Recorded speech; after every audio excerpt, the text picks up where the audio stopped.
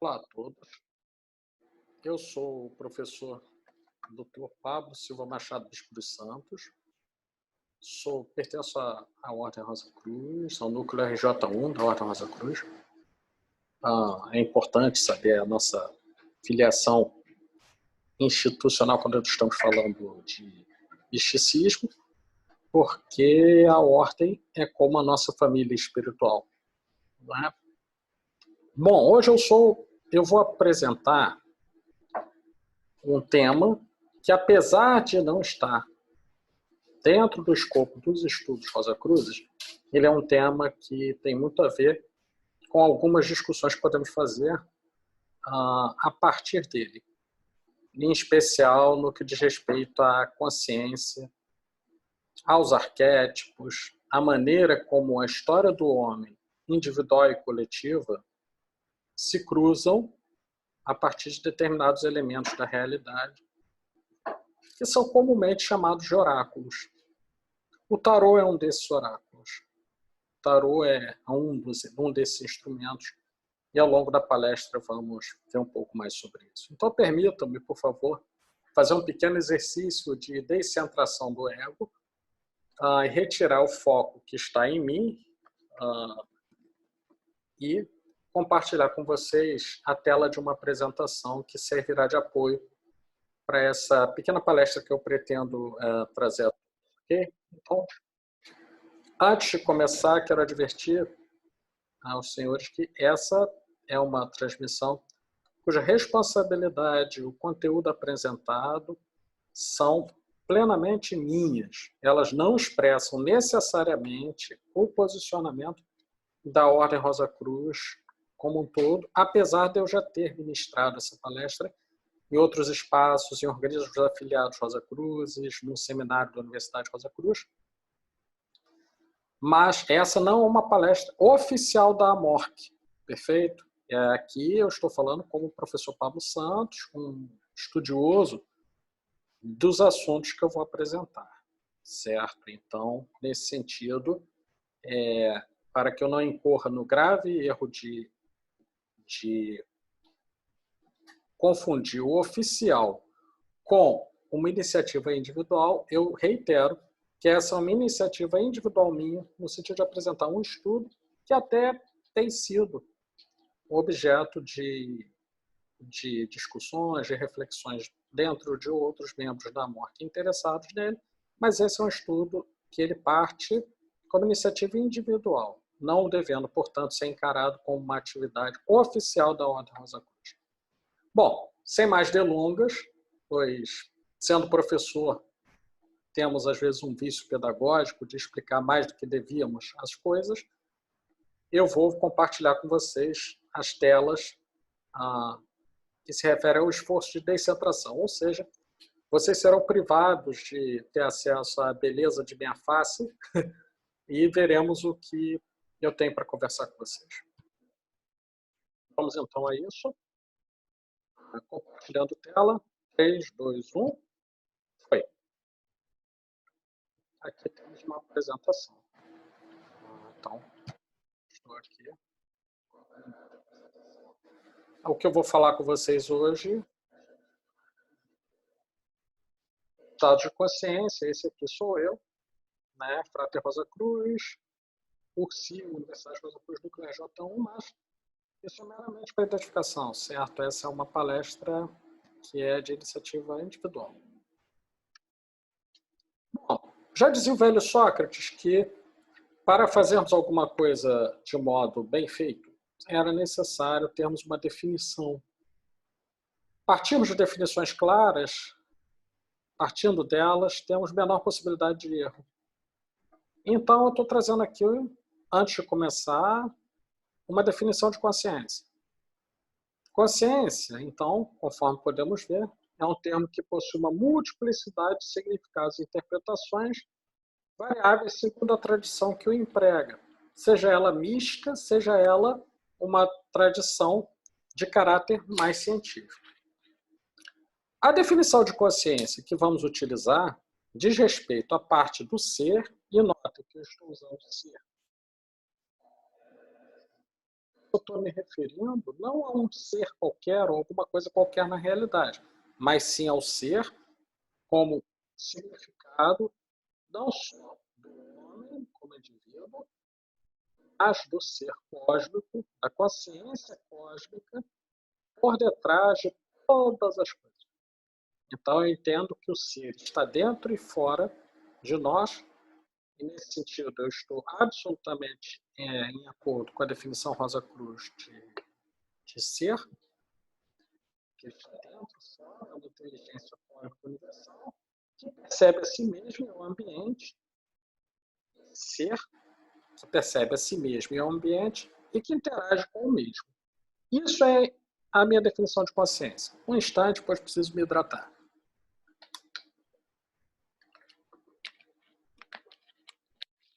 Bem, esse ser, quando estamos falando do homem, ele possui, então, uma percepção, ele sabe que ele é o homem, que não difere dos animais, por exemplo, e ele percebe que existe alguma coisa além dele. Ele percebe que existe um ambiente, ele percebe, inclusive, que existem outros seres que interagem com o mesmo. Isso é a consciência, é a definição de consciência que nós vamos trabalhar. Então, há a consciência em ao menos 3 dimensões, partindo desse raciocínio. Uma primeira dimensão é a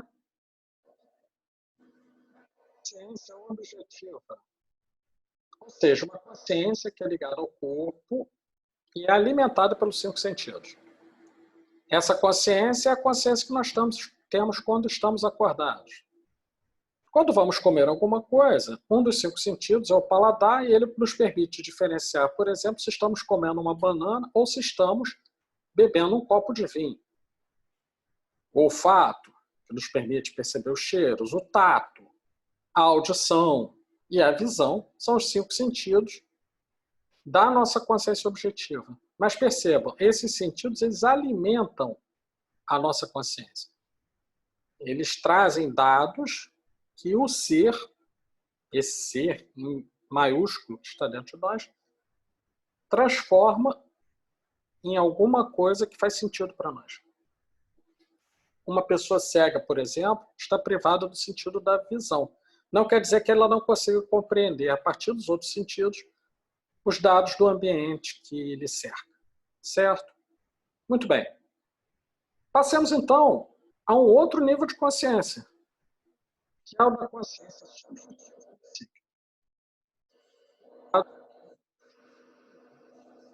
Algumas outras pessoas já trabalharam isso antes de mim, como Immanuel Kant, Jacob Boehme, James Berkeley e outros, Gaston Bachelard, vários outros filósofos, psicólogos, estudiosos, enfim, já trabalharam essa definição e eu estou trazendo isso de modo sintético. Nós temos uma consciência subjetiva, porque ela é do sujeito, e psíquica, porque ela está ligada diretamente à dimensão mental e à dimensão mais psicológica. Ela também possui sentidos internos, destaca os 2 mais fortes, imaginação e memória. Por um exemplo, se eu nesse momento pedisse a todos vocês que pensassem em uma cadeira,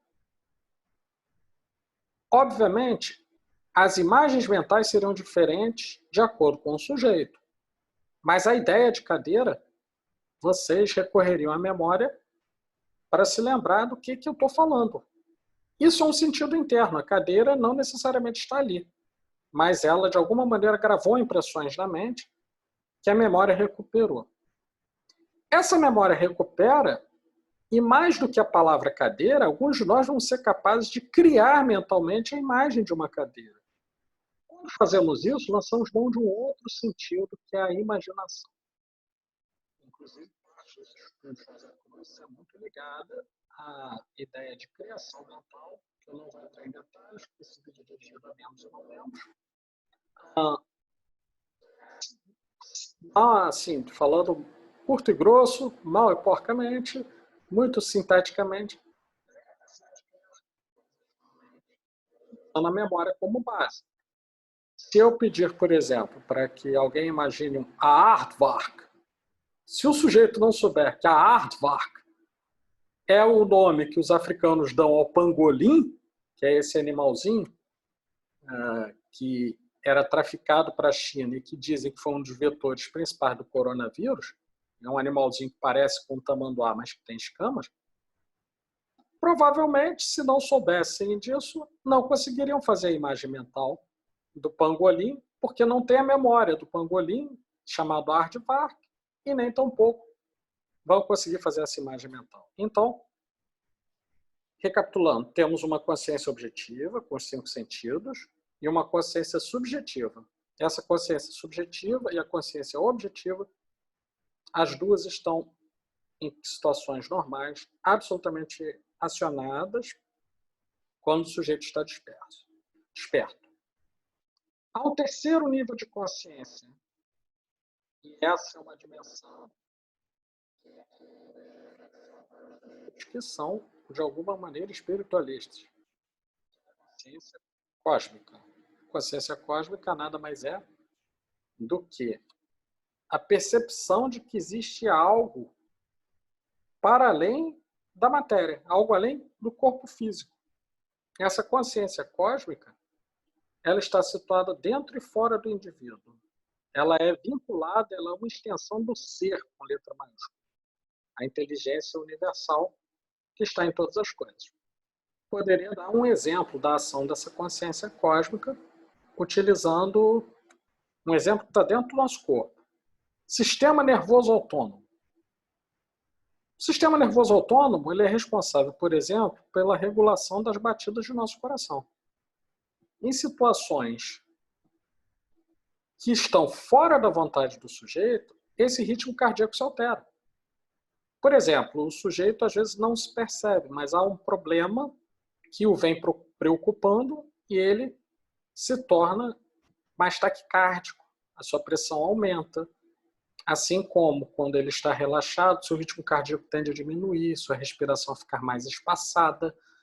Isso é controlado por algo que está fora da esfera da vontade. É algo que, no entender dos Rosa Cruz e de outras tradições, é algo que tem a ver com a consciência cósmica atuando no corpo do sujeito. Tá? Muito bem, pessoal. Aqui eu tenho meus bichinhos. Meus bichinhos estão aqui brincando com o meu chinelo. São 3 calopsitos. Estão brincando aqui com o que eu estou fazendo. Os bichinhos têm lá uma consciência limitada. Né? Eles não têm como nós essa consciência psíquica. Mas a gente discute isso no outro momento. Estou trazendo a definição de consciência, que eu acho que é fundamental. Essa consciência possui ainda fases. Elas possuem fases de atividade, fases de repouso e fases intermediárias. O homem alterna essas fases ou ao longo do dia ou ao longo de processos por ele provocados. Em efeitos didáticos, nós podemos identificar 3 fases da consciência. Uma fase de vigília, que é quando o sujeito está desperto. Uma fase intermediária, que é chamada de transe, mas podemos chamar de transe por uma razão. O sujeito está em transição da fase de vigília para a terceira fase, que é a fase inconsciente. O que é a fase inconsciente? E aí alguém pode perguntar, existe uma consciência inconsciente? Por que você está falando em fase inconsciente da consciência? E eu respondo. Falando rapidamente, dentro da perspectiva rosacruciana, a fase inconsciente, ou simplesmente inconsciente, está vinculada ao cósmico na sua totalidade, transcendendo o indivíduo. Ou seja, o indivíduo, quando está inconsciente, por exemplo, quando está sonhando, ou entra num transe meditativo de relaxamento profundo, ele tem acesso a algo que vai para além dele. Alguma coisa que está gravada no cosmos. Alguma coisa desse ser com letra maiúscula, que não é dele, mas se comunica com ele. Então, darei um exemplo fora dessas tradições. O que os católicos vão chamar de epifania, ou seja, um estado de consciência em que o sujeito consegue contemplar coisas divinas ou sentir coisas divinas, seria um exemplo de transe dessa fase intermediária que o coloca em contato com o inconsciente. Os sonhos são, por essência, arte, e aí já entro num aspecto mais psicanalítico. Nós temos estudos maravilhosos de Freud, Jung, Gaston Bachelard e outros, em que a fase inconsciente ela permite que o sujeito entre em contato com o que nós vamos chamar de arquétipos ou formas superiores constantes e que, ao longo do tempo e do espaço, elas tendem a ser invariáveis. Vão mudar muito pouco a partir das diferentes culturas. Eu darei um exemplo. Quando falamos da palavra mãe, a mãe é um arquétipo. Dadas as muitas diferenças do tempo e do espaço, as muitas diferenças possíveis entre as mães, no caso concreto, a ideia de mãe é uma ideia presente em quase todas as culturas e quase todos os tempos e espaços. De maneira que podemos falar que inconscientemente a forma, ou seja, o padrão mãe, é algo que transcende o tempo e espaço, está presente na cultura, na sociedade e, de certo modo, constrói formas simbólicas, formas dentro da memória, da imaginação, que se agregam à mente humana, tanto individual quanto coletiva. O assunto é tão interessante que uma das minhas calopsitas até se posicionou aqui. Muito bem. Falamos de arquétipos. Os arquétipos são formas superiores. Uma das maneiras que nós podemos utilizar para acessar os arquétipos são o que chamamos de oráculos. Astrologia, tarô, numerologia e outras formas divinatórias, elas servem como lentes específicas para observar formas de meditação também, formas de contato com o inconsciente a partir dos elementos da natureza, como geomancia, litomancia, aeromancia, piromancia. Por muito tempo se atribuiu a essas formas um caráter puramente mágico. Mas eu estou dizendo a vocês o seguinte, isso nada mais é do que a expressão natural de uma capacidade do homem de ter acesso a arquétipos que estão fora do tempo e do espaço e aprender com esses arquétipos que estão, para usar a expressão do célebre psicanalista Gustav Jung, que estão colocadas no que se chama de inconsciente coletivo, ou a caixa para os hindus. De acordo com essa linha de raciocínio, haveria uma dimensão da realidade na qual as memórias humanas estariam arquivadas, gravadas, e seriam acessíveis a partir de formas, são as formas a que me referi antes, nas quais o sujeito, por meio do transe, de vários tipos de transe, seja meditação, oração, sonhos, ele tem acesso, toma contato. Vou detalhar e falar unicamente de uma das formas, que é o tarô. O tarô é um baralho. Essa é a primeira coisa que temos que saber. A origem é indeterminada, eu digo que ela é indeterminada porque existem várias correntes históricas. Alguns vão situar o tarô desde o Antigo Egito e outros vão dizer que ele vem na Renascença Europeia. E eu não opto por não seguir diretamente nenhuma dessas tendências e nem entrar nessa discussão, pois acredito que ambos as correntes possuem bastante. Eu não sou um historiador dessa área.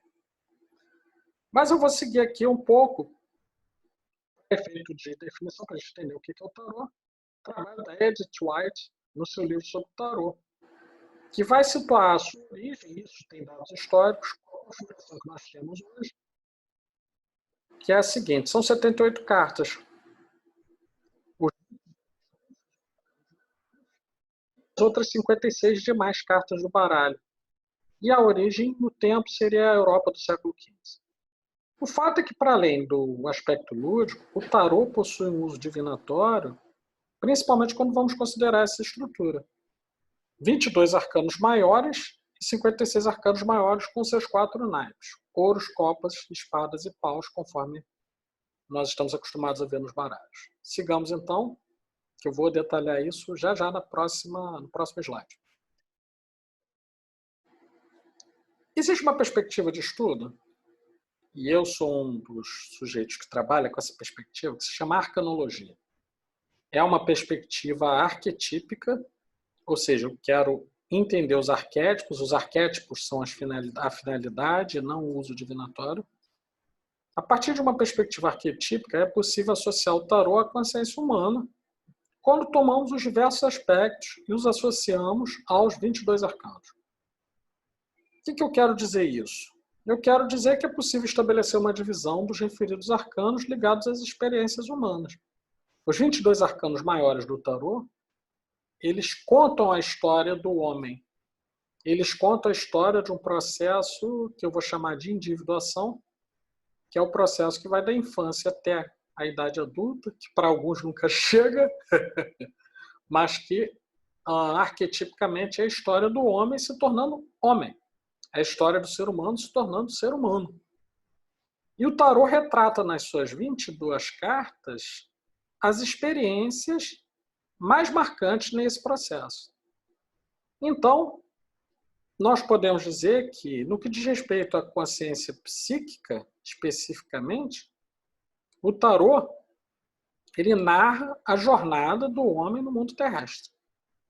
Ele fornece elementos para que o sujeito, mediante o uso da memória e da imaginação, possa aprender um pouco mais sobre si mesmo e um pouco mais sobre a jornada do homem na Terra ao longo desses registros gravados nessa estrutura atemporal e, diria,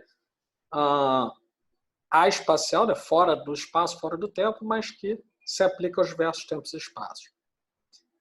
Essa abordagem do tarô eu denomino uma abordagem arcanológica, porque eu uso os arcanos do tarô como maneira de estudar um pouco melhor os estados de consciência a que o homem se submete durante sua jornada na Terra. Aqui eu vou detalhar um pouco mais de como as experiências de individuação dos seres humanos estão presentes nos arcanos maiores. Então, eu divido em 3 níveis. Um nível que é macro, ligado ao karma, um nível que está no meio do caminho, que eu vou chamar de meso, que é ligado aos papéis sociais, experiências sociais, e um nível micro, que é o nível ligado a experiências individuais, tá? Ou emocionais, se preferirmos.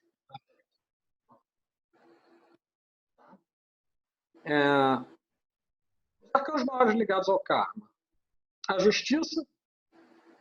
A justiça, ela evidentemente tem a ver com o momento em que o sujeito é obrigado, é forçado a tomar uma decisão com base nos seus valores ético-morais. Se ele não o fizer, ele terá consequências. As consequências, onde elas vêm, elas têm no seu complemento a carta do julgamento, que eu vou falar mais adiante. A roda da fortuna, que é o momento em que o homem experimenta mudanças súbitas na sua vida. É o milionário que perde tudo, é o pobre que ganhou na loteria, é a moça que ansiava por um casamento e se casa de repente, é o sujeito que pretendia continuar casado e de repente recebe a notícia de que a sua esposa quer o divórcio, precisa se divorciar, é o homem que está num bom emprego e no dia seguinte é demitido, ou o homem que está procurando emprego e arranja um emprego dentro ou maior que sua expectativa. A roda da fortuna é, sem dúvida alguma, uma carta que fala das mudanças súbitas. E por que fortuna? Fortuna como sinônimo de sorte. O sujeito vê como sorte, mas isso tem a ver muito mais com o karma, que é algo que para os hindus tem a ver com experiências que estão fora do controle do ser humano, do que com o que a gente vai chamar de sorte propriamente dita. Um outro arcano que assusta muita gente é o arcano da morte. A morte, ela tem a ver com a perda. Não necessariamente vai significar morte física, mas é o fato de que alguma coisa em nós precisa morrer para que haja uma continuidade da existência. Exemplo, a criança morre. Essa foi até uma pausa dramática. Mas a criança morre para que o adulto possa nascer, para que o adolescente possa nascer. Há uma fase de luto da perda da infância. Ah, mas eu perdi um ente querido. Sim, a morte também pode significar isso. Você sofre o luto e você nunca sai da morte como entrou. A morte, ela pressupõe deixar alguma coisa. Às vezes uma escolha difícil que você precisa fazer e você sabe que você terá de deixar algo para trás e esse algo não volta.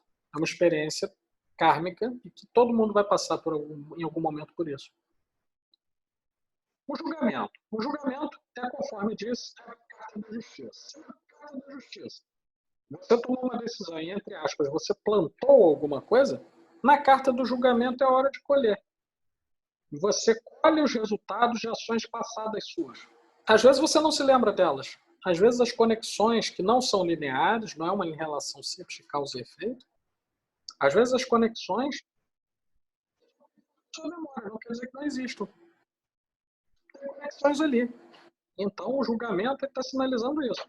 Você está colhendo o que você plantou. Às vezes é bom, às vezes é ruim. Se lembrarmos do tarô mitológico da Liz Green, nós vamos ver que temos um aspecto muito interessante, porque nós temos Hermes já tendo descido até o reino de Hades, e ele faz com que as pessoas levantem-se dos seus túmulos e possam se dirigir até os 3 juízes do Hades, Minos, Aiacos e Radamanto, que eram os 3 juízes do deus da morte grego. Esses 3 juízes iriam julgar o indivíduo a partir das suas ações e definir no pós-morte para onde eles iriam.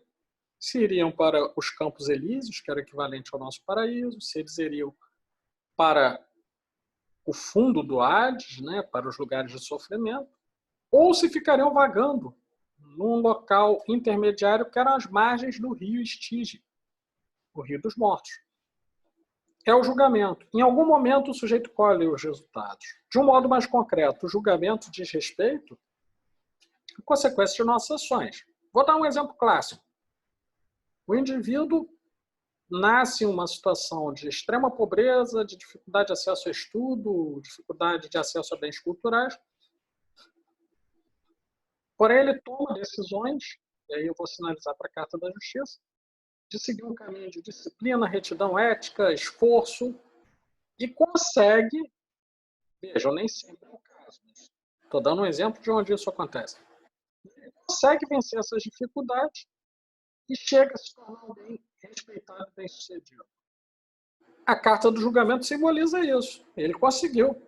O sujeito não tinha condições, em uma situação que não fosse de grande esforço pessoal, de grande sacrifício, talvez ele não tivesse condições de completar o ensino fundamental e ele se torna doutor numa área de conhecimento.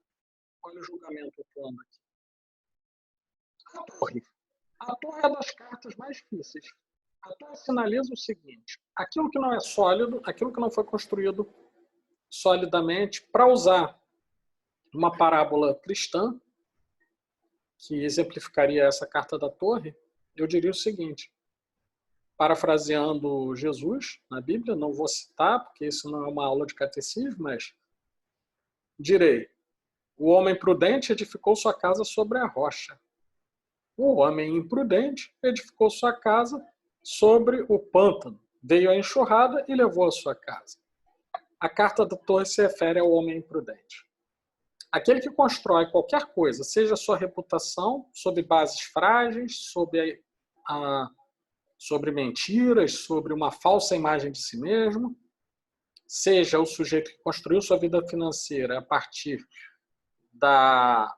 de experiências como tomadas seguidas de empréstimos ou investimentos arriscados sem nenhuma reserva, ou simplesmente confiou que as coisas melhorariam sem ter nenhuma base concreta para isso, e ele sofre uma perda.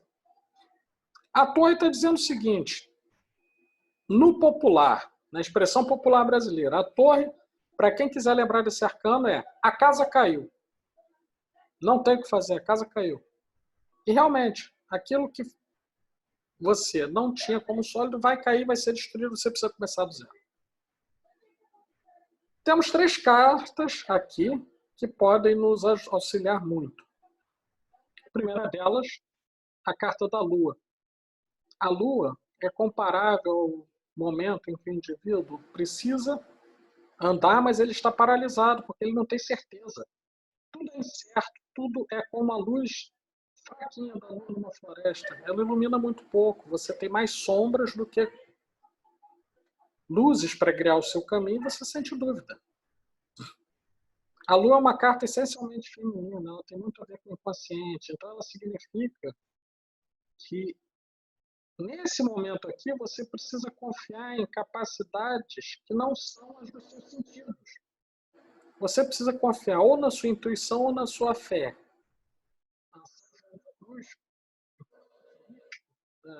De alguns séculos atrás, poderia ser utilizado para comparar quando ele usa a ideia de escura da fé.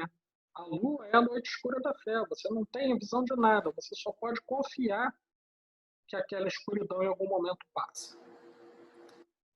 A carta do Sol, que precede a Lua, é justamente essa luz.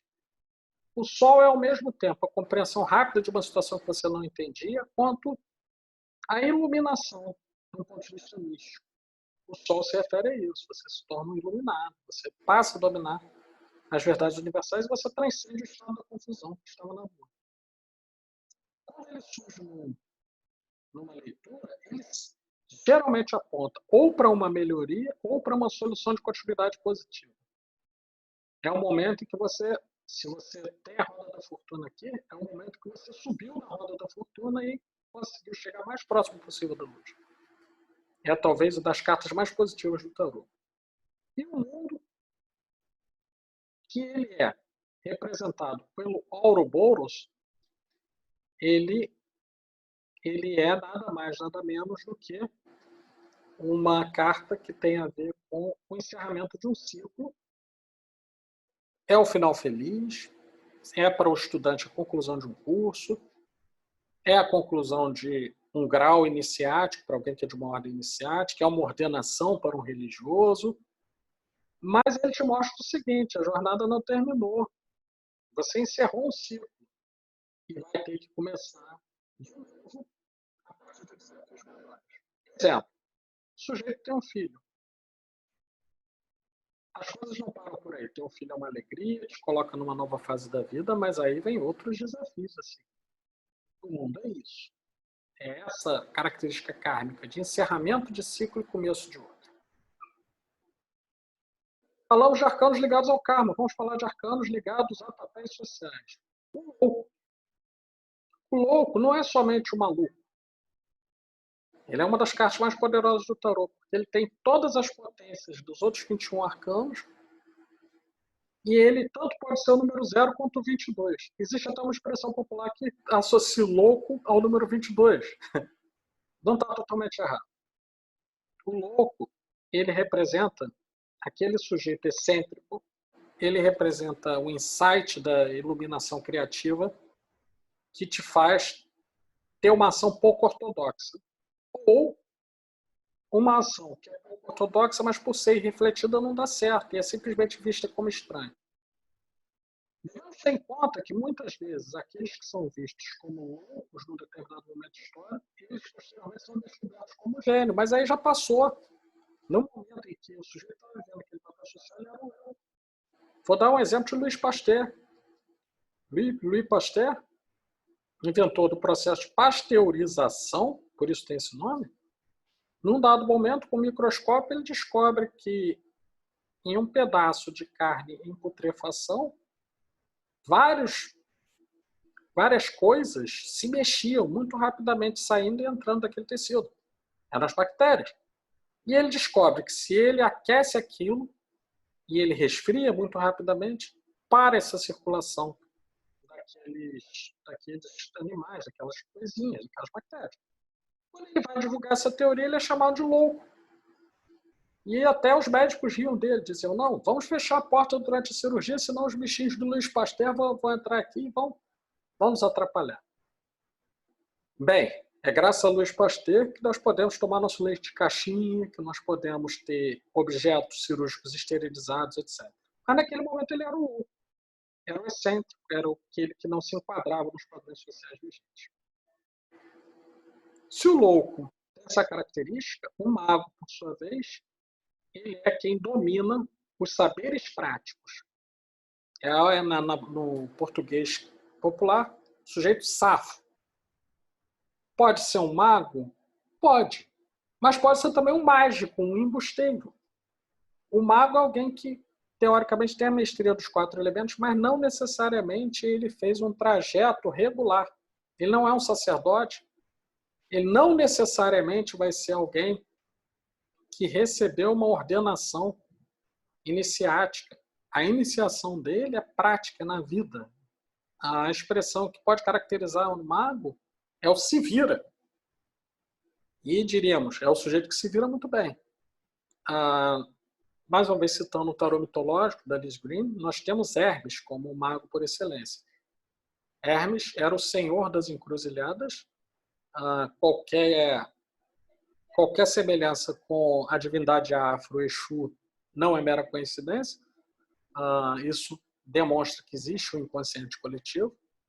Hermes era o senhor das encruzilhadas, mensageiro dos deuses, possuía um caduceu, que é o símbolo da medicina. Uma das cobras era Piton, que era o veneno da morte, e outra era Esculápio, que era curativo. Então, ele é dual. O mago tem um aspecto dual.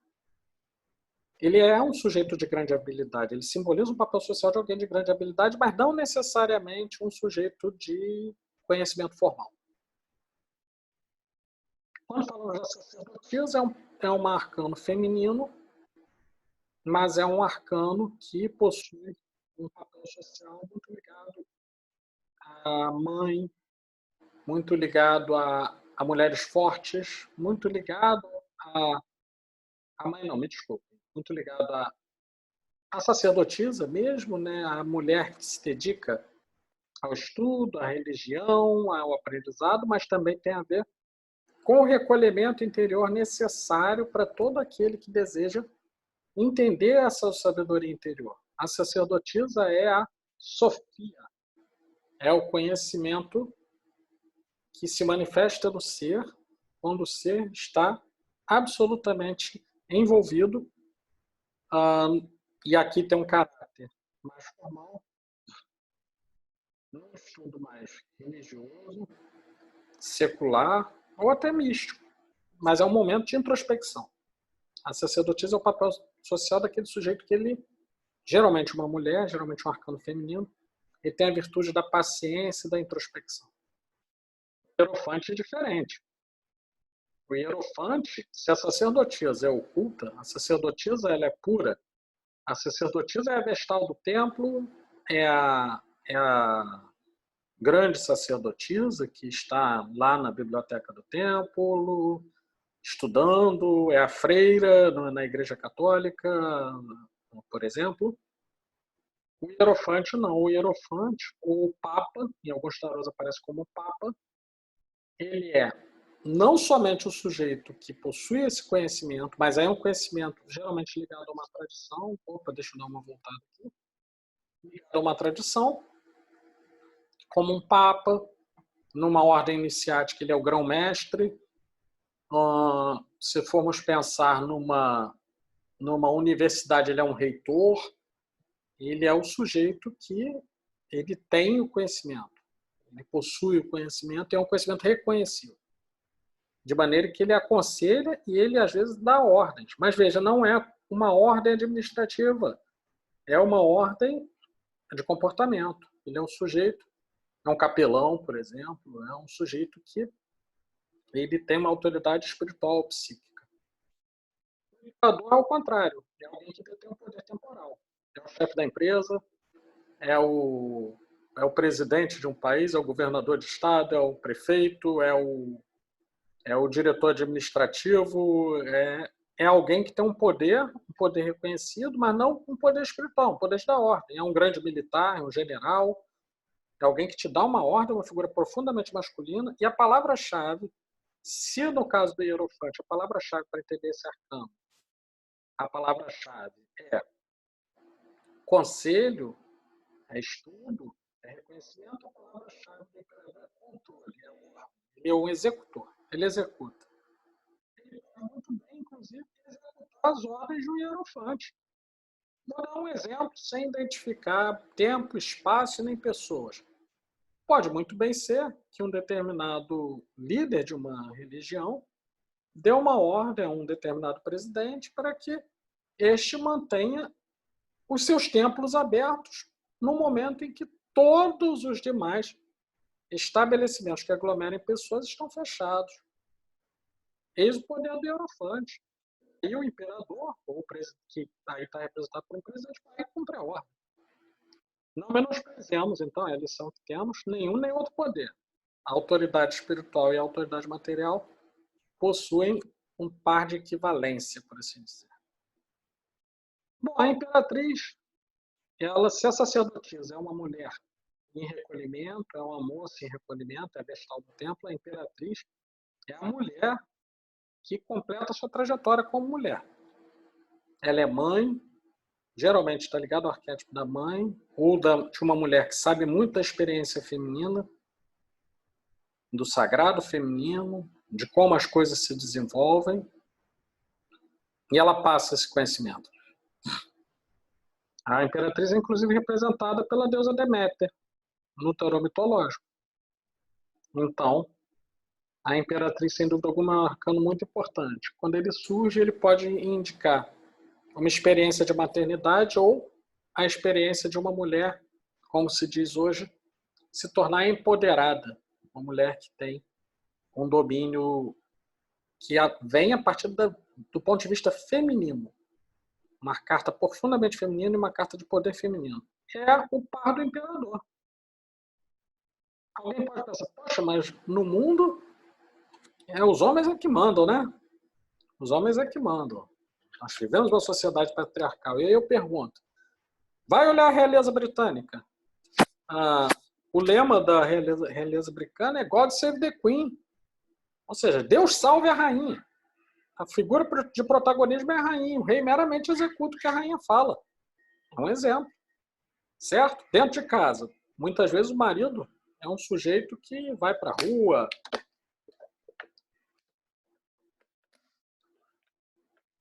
trabalha, faz coisas importantes, mas em casa quem dá as cartas é a rainha, é a mulher dele.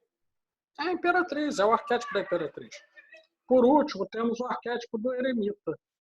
O eremita, diferente do papa, diferente do mago, sem dúvida diferente do louco, é alguém que possui muito conhecimento. E esse conhecimento pode ser o conhecimento mundano, mas geralmente é o conhecimento místico, e ele opta por se isolar. É o sujeito que está no recolhimento interior. Se fôssemos falar hoje, nos dias de hoje, em que sofremos uma pandemia, e que somos obrigados a nos recolher, muitos de nós hoje estamos sob a égide do arcano do eremita. Certo? Então, queria dizer a vocês que o eremita é aquele que aprende no seu recolhimento.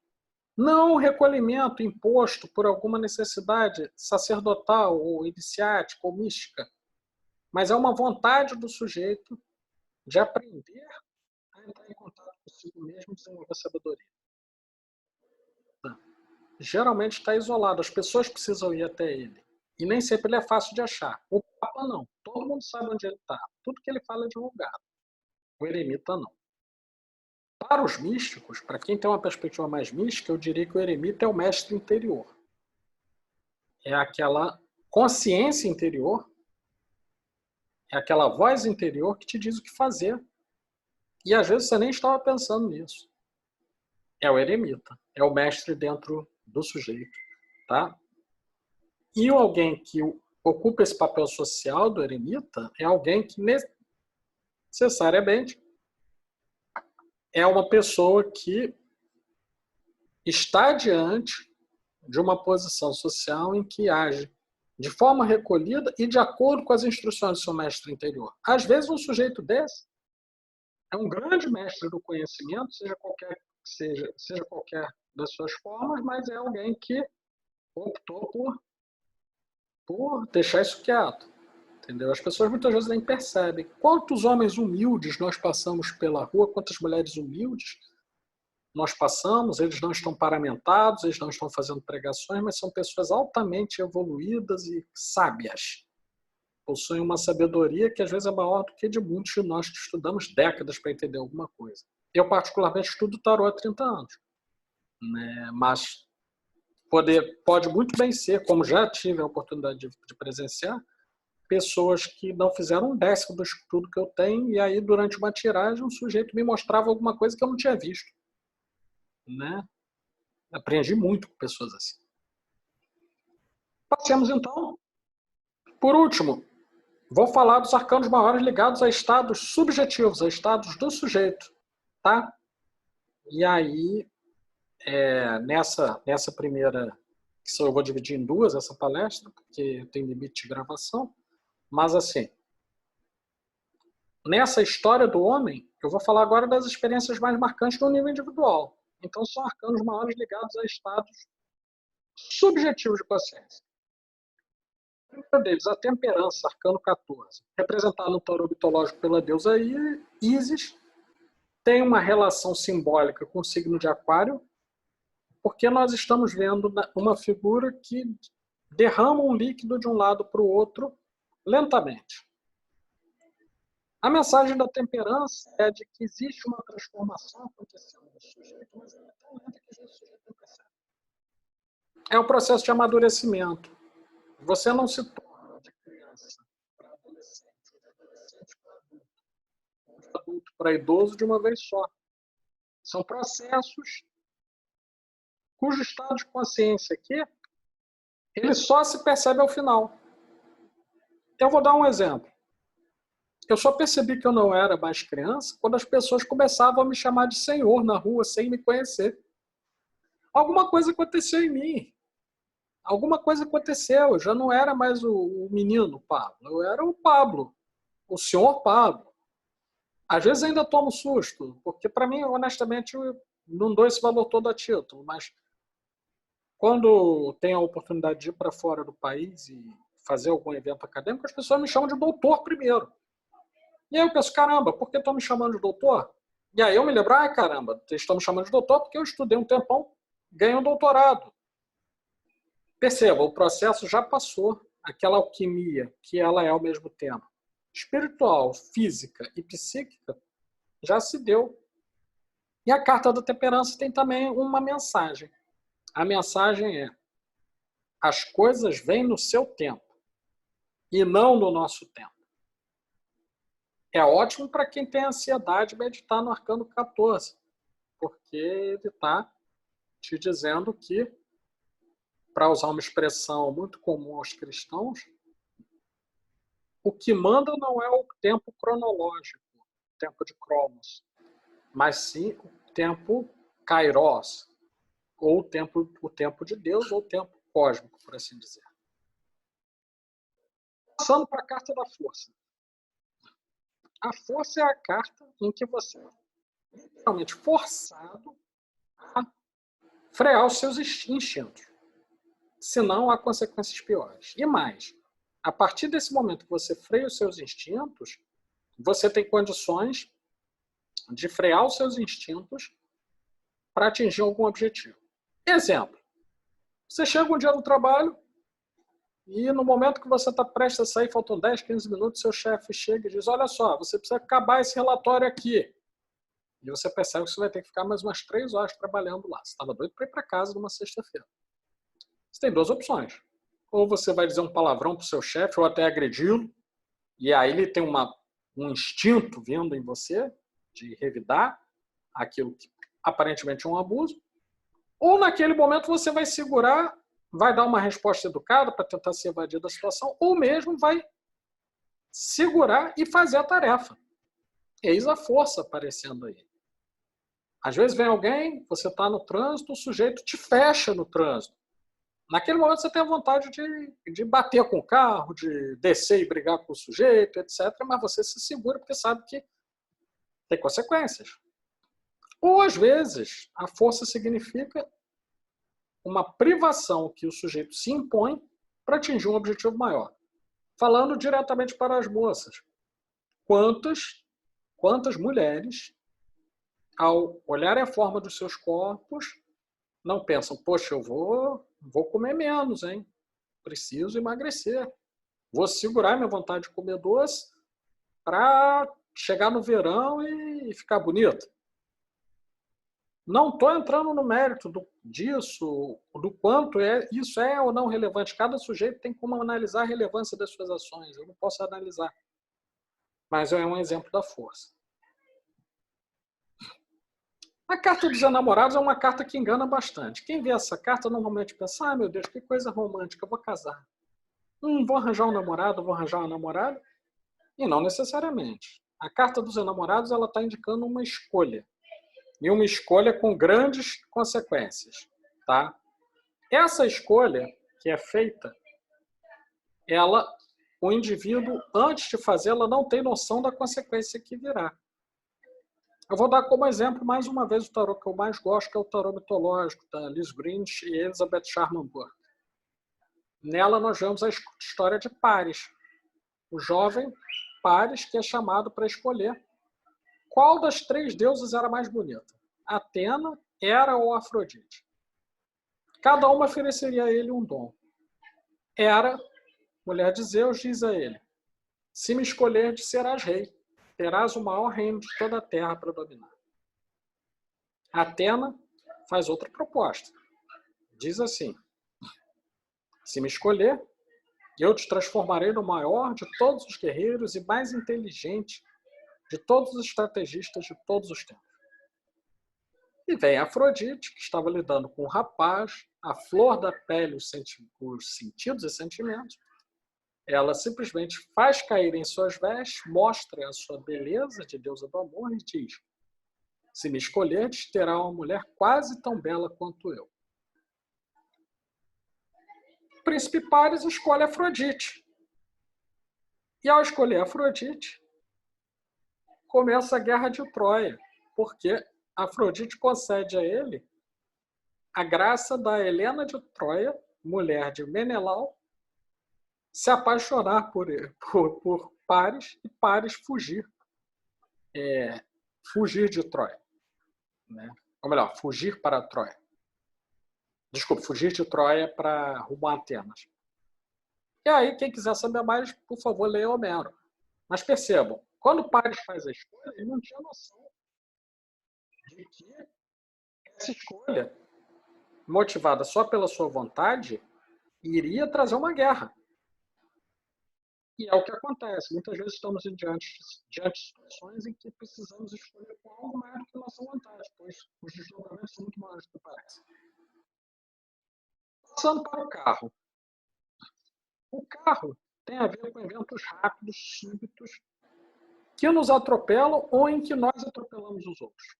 São as mudanças rápidas de emprego, são as mudanças súbitas de posição social, são as conquistas que o sujeito alcança, são também, sem nenhuma sombra de dúvida, aquilo que o sujeito esperava por um tempo e vence.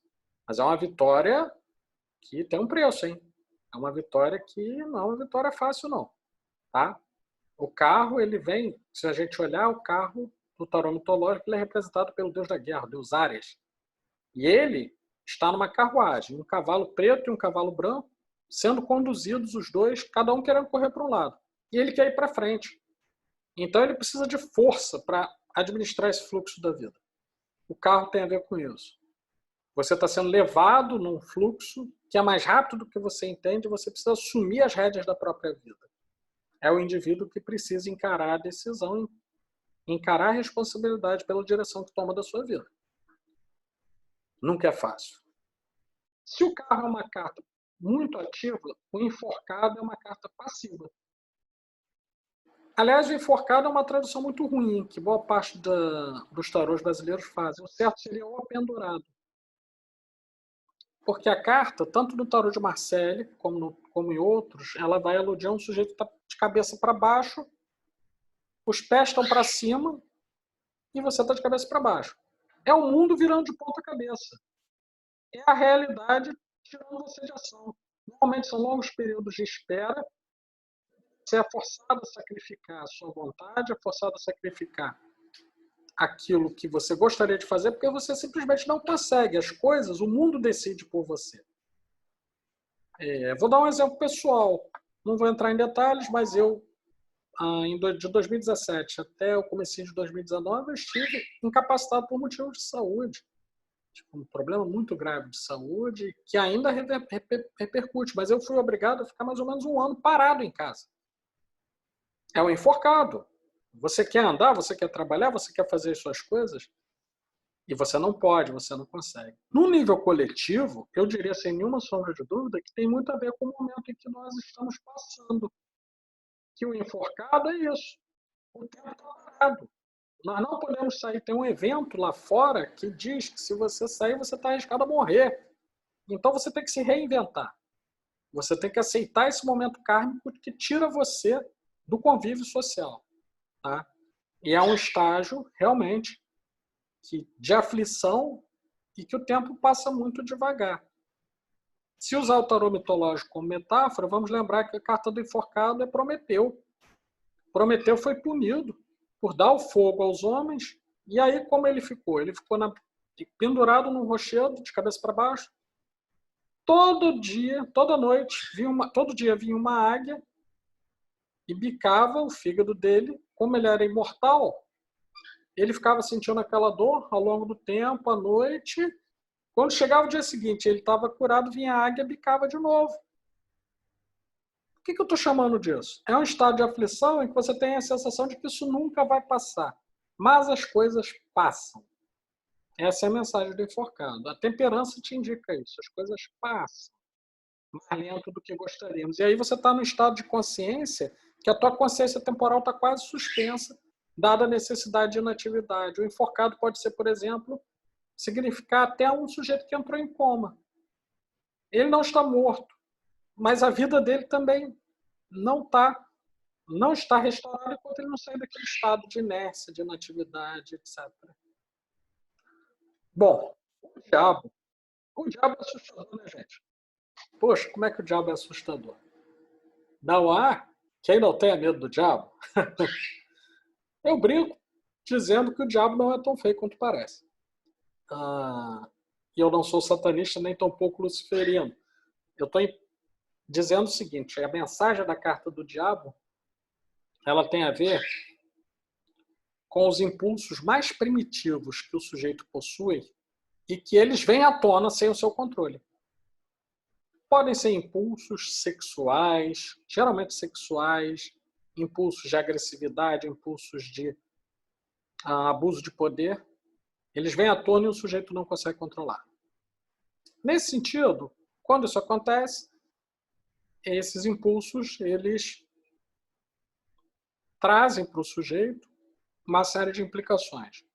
Implicações essas que são vergonhosas, porque elas, inclusive, se a gente olhar a sequência, depois do diabo vem a torre, tá? Depois do diabo a casa cai. Então, é a carta que tem a ver com os escândalos, com aquelas coisas que você gostaria de ocultar, sobre a farsa da hipocrisia, mas você não consegue. Alguma coisa dentro de você faz isso aparecer, ou algum elemento, alguém descobre alguma coisa, e você é forçado a se confrontar não com um demônio externo, mas sim com a tua sombra, com aquilo que você é, e você não queria que nem você nem outras pessoas vissem, mas isso aparece. E por último, mas nem por isso menos importante, a carta da estrela. Se a carta da lua tem a ver com a obscuridade, com o não saber o que fazer, a carta da estrela é a esperança. A carta da estrela vem logo depois da torre. E a mensagem é, a casa caiu, mas eu estou vivo. A casa caiu ontem, mas no dia de hoje eu tenho esperança. A estrela é a própria estrela de esperança. É a estrela que guiou os reis magos até o Messias, que era a esperança de ser a luz do mundo, para os cristãos. É a estrela polar dos navegadores do norte. É o cruzeiro do sul, para os homens navegadores do sul.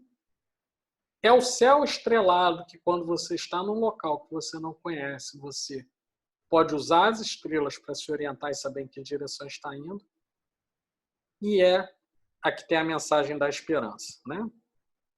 Então, encerrando essa primeira parte, conforme podemos verificar, a partir dos significados dos arcanos, é possível identificar algumas das experiências humanas que estão lá no nível arquetípico, seja em nível coletivo, seja em nível individual. E aí, eu interrompo por aqui, porque no próximo vídeo eu irei tratar da questão relativa a como esses estados de consciência, e aí vou ter uma ênfase maior nos arcanos menores, os arcanos maiores, eles têm a ver com as cotidianas, mas tem a ver também com os 4 elementos alquímicos, água, ar, terra e fogo, e que, sem dúvida alguma, tem uma ligação psicológica, psíquica e física muito grande com os sujeitos, seja em nível individual, seja em nível coletivo. Espero que todos tenham gostado. Para aqueles que são Rosa Cruzes como eu, desejo meus melhores votos de paz profunda e até o próximo vídeo. Muito obrigado.